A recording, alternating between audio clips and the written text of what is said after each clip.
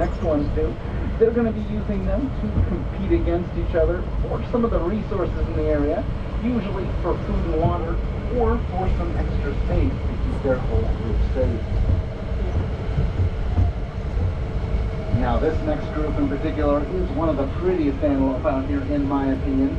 Some of our hemsbok or gemsbok, these bright silver antelope with those very long horns coming from the back of their head and those very pretty markings all over their body.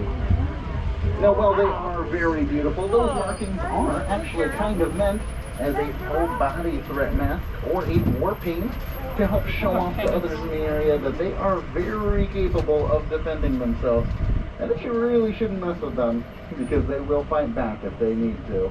Okay. But just ahead of them, of course, we have one other very different type of antelope. And of course, our tallest residents out here on the savannah. I bet I don't even need to say, but of course we're coming up on our amazing giraffe here as well. Who we love to call our watchtowers of the savannah because they're going to use those incredible tall necks of theirs and their excellent eyesight to spot predators over 2 miles away.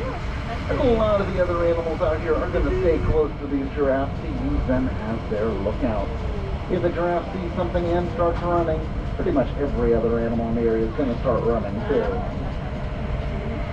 Now, as you can see, most of them are going to spend their time standing under these tall trees, like those couple are doing over there right now, reaching up and grabbing those branches only they can get to, but also using those trees for their camouflage.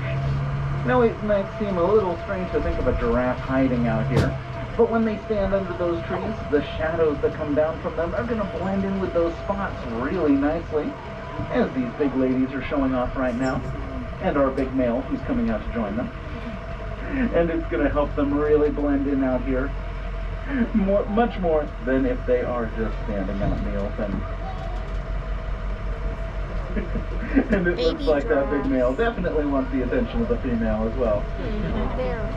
Just ahead of them, we have another very different antelope. Those ones with a big white circle around their backside. Some of our Ellipsan waterbuck. Now these ones don't have horns and they're not very good runners, but they are amazing swimmers. So if there is any danger, they're just going to run straight out into the middle of the water to be able to outswim anything that might be chasing them. That big white circle too is another adaptation called a follow me mark, meant to keep these animals together in their big groups out here on the savannah. So for example, if one of those antelope was leaning down eating grass, it can quickly poke its head up, spot the follow me mark of the animal in front of them, and quickly rejoin the rest of their group as they make their way through the tall grasses out here.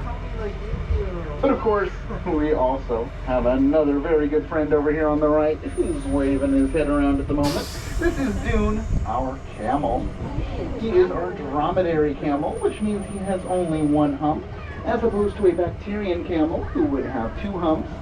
He's been one of our animal ambassadors here at the park for many years, helping people learn more about camels, and has earned his retirement out here on the sandy hillside, where we're taking very, very good care of him.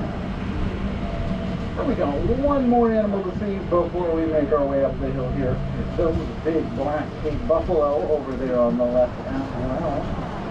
Now those buffalo are very different to pretty much any other animal out here, because instead of running or hiding if there's trouble, they're going to actually fight back against anything messing with them, including the lions.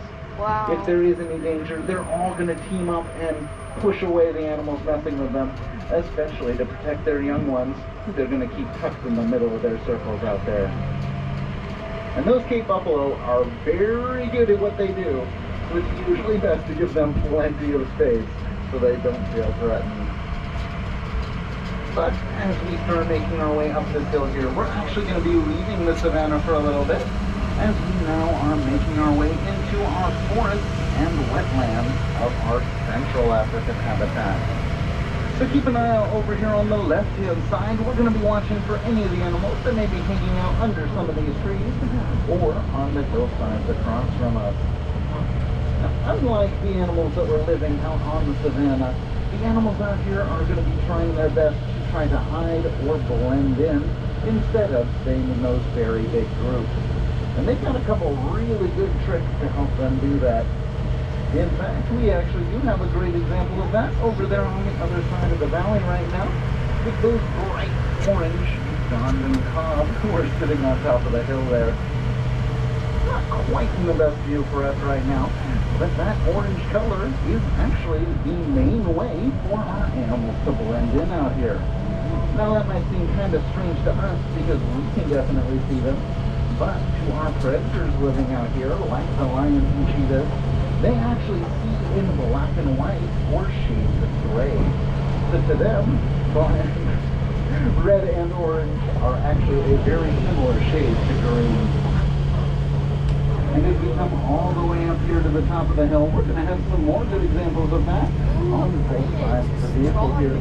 Over to the left, you're going to be able to see all the way down the valley we just came up, and some of our roan antelope who are hanging out down there by the water. And over here on the right, we're now in the deepest parts of our African forest. Looks like we got a bit of a sparring match going on right now with some of these roan antelope.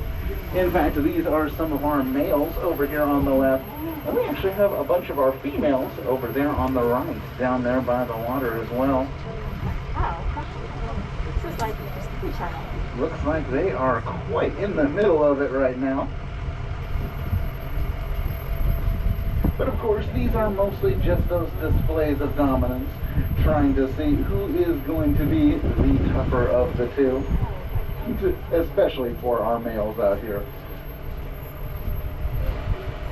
Now over here on the other side as well, we have a bunch more of those roan antelope, but also some of our red lechwe, another big orange antelope hanging out a little up the hill there, and also maybe a couple of our sitatunga as well, who are hanging out up in the shade of one of the trees over here on the other side.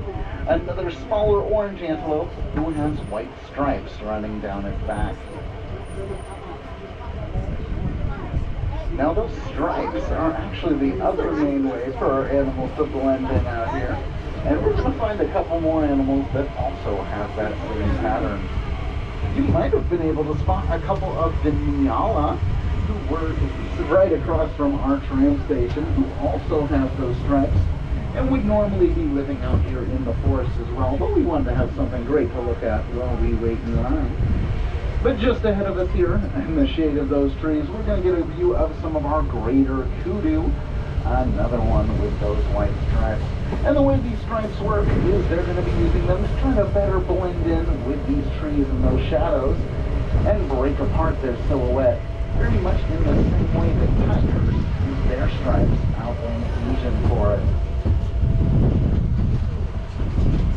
Now let's see if we can get a view of them. Unfortunately, they're in a little bit of a tricky spot for us to see over there on the left.